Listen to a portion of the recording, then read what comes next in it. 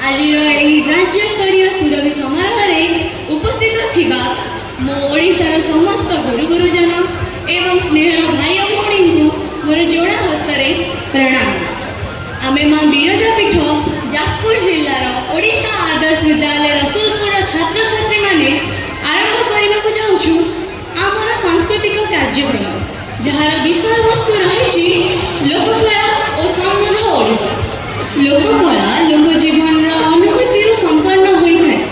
से थाए जनजीवन एक सामाजिक स्वाभाविक और स्वतःस्फूर्त उच्चारण से अभिनय हो नृत्य हो चित्रकला हो कि संगीत हो शह शह वर्ष धरी आम ओडिशार जनसाधारण ओडिशार ऐतिह्य और सर्वोपरि आम ओडिशार संस्कृति से निज स्वाभिमान सहित जोड़ी रखीचे।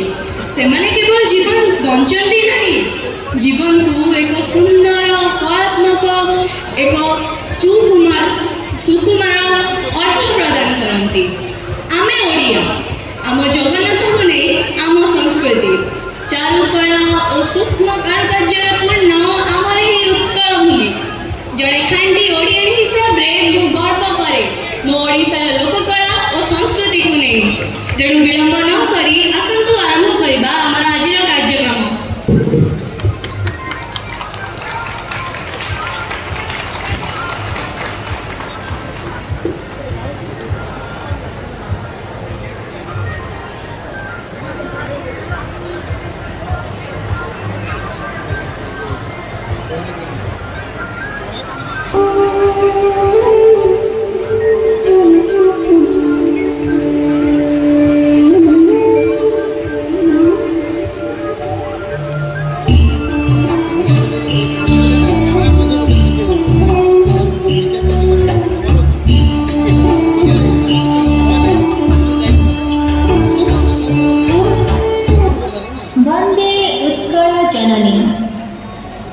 ओडिशा आम राज्य आम मातृभूमि जार माटी पानी पवन रे आमर जन्म आउ जहाँ को पाई आमे ही जो धन्य जो राज्य बड़ ठाकुर और ठाकुराणी स्वयं जगन्नाथ और माँ अन्नपूर्णा से प्रतिटी ओडिया छाती बुलाई गर्व रे कहे से गरीब नुहे से धनी। लोक कला और लोक संस्कृति रे सजाई ये ओडिशा माटी जेउठी पालित हुए 12 मासरे 13 पर्व अक्षय तृतीय रे धान अनुकूल हेबाठू आरंभ करी दीपावली रे पहिला डाक पर्यंत